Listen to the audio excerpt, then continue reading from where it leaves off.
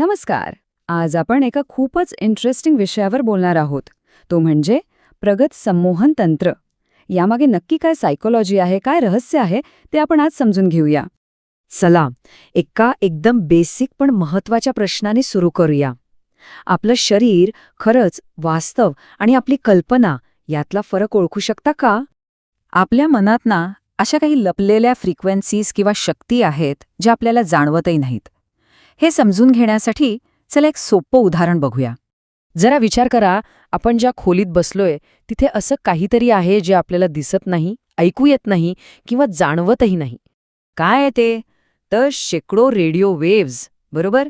त्या आपल्याला दिसत नाहीत पण त्या आहेत. अगदी तसंच आपल्या मनाच्या शक्तींचं पण आहे.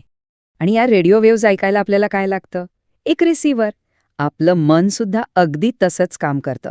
म्हणजे आपण आपल्या मनाला योग्य फ्रिक्वेन्सीवर ट्यून केलं तर या लपलेल्या शक्तींना आपण वापरू शकतो. आता हे सगळं काम कसं करतं हे समजून घेण्यासाठी आपल्याला सबकॉन्शियस माइंड किंवा सुप्त मन म्हणजे काय हे माहिती पाहिजे.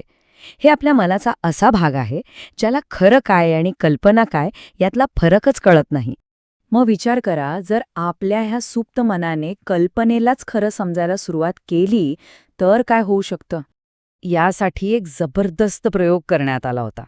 एका ॲक्टरला बोलावलं आणि त्याची नॉर्मल हार्ट रेट, श्वासोच्छ्वास आणि ब्लड प्रेशर मोजलं गेलं. मग त्याला सांगितलं की तू खूप रागात आहेस, चिडला आहेस, असं नाटक कर. आणि तुम्हाला माहितीये, काही सेकंदातच त्याचं बीपी, हार्ट रेट, श्वास सगळं वेगाने वाढलं. आणि जेव्हा त्याला शांत, समुद्रकिनारी रिलॅक्स झाल्याचं नाटक करायला सांगितलं तेव्हा सगळं पुन्हा नॉर्मल झालं. याचा अर्थ काय? आपलं मन आपल्या शरीराला असा सिग्नल देतं की जणू काही शरीर खरंच त्या परिस्थितीतून जात आहे. म्हणजे फक्त विचाराने शरीरात किती मोठे बदल घडू शकतात. ठीक आहे, हे तर झालं कल्पनेच्या शक्तीबद्दल. पण याचा वापर एखाद्या सवयीला, समजा स्मोकिंगसारख्या सवयीला बदलण्यासाठी कसा करता येईल? चला पाहूया. एका टेक्निकमध्ये ना क्लायंटला विचारलं जातं की दिवसभरात स्मोकिंग करताना तुम्हाला खरा एन्जॉयमेंट किंवा आनंद किती वेळ मिळतो? आणि अनेकदा हिशोब केल्यावर आकडा येतो तो खूपच छोटा, साधारणपणे फक्त 25 मिनिटं. बरं, मग आता या 25 मिनिटांच्या तथाकथित आनंदाची तुलना त्याच्या दुष्परिणामांची करूया. एका बाजूला हा छोटासा आनंद आणि दुसऱ्या बाजूला काय काय आहे? आरोग्याचं नुकसान, धाप लागणं, डोकेदुखी बनणं, मुलांसमोर वाईट उदाहरण ठेवणं, आयुष्य 5-10 वर्षांनी कमी होणं आणि हो, पैशांचा खर्च तर वेगळाच. म्हणजे हे असं झालं की काय फरक पडतो आयुष्य कमी झालं तरी, आपल्याला 25 मिनिटांचा आनंद तर मिळतोय ना. जेव्हा हे असं समोर मांडलं जातं तेव्हा त्या सवयीमागची भावनिक ओढ कमी व्हायला मदत होते. आता आपण एका अशा गोष्टीकडे वळूया जी आपल्या सर्वांनाच कुठेतरी लागू होते. अदृश्य साखळ्या ज्या आपणच स्वतःला बांधून ठेवल्या आहेत. यासाठी एक खूप छान गोष्ट आहे. तुम्ही कधी सर्कसमध्ये किंवा चित्रात पाहिलंय का?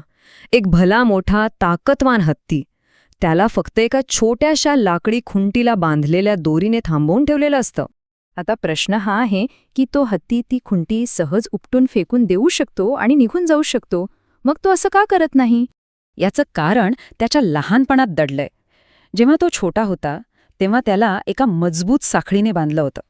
त्याने खूप प्रयत्न केले पण ती तुटली नाही. आता तो मोठा आणि शक्तिशाली झालाय पण त्याच्या मनात तीच गोष्ट पक्की बसलीये. त्याला वाटतं की तो ही दोरी तोडूच शकत नाही. त्यामुळे त्याला थोडा जरी ताण जाणवला ना की तो प्रयत्न करणंच सोडून देतो. आणि अनेकदा आपल्या माणसांचं पण असंच होतं. आपण आयुष्यात इतक्या वेळा अपयशी झालेलो असतो की जिंकण्यासाठी जे 100% प्रयत्न करायला हवेत ते आपण कधी प्रामाणिकपणे करतच नाही. आपण हत्तीसारखंच स्वतःला थांबवून ठेवतो. तर मग जाता जाता स्वतःला एक प्रश्न विचारायला हवा. अशा कोणत्या अदृश्य साखळ्या आहेत ज्या आपण खूप पूर्वी शिकलो होतो आणि ज्या आज आपल्याला आपलं खरं पोटेन्शियल गाठण्यापासून थांबवत आहेत?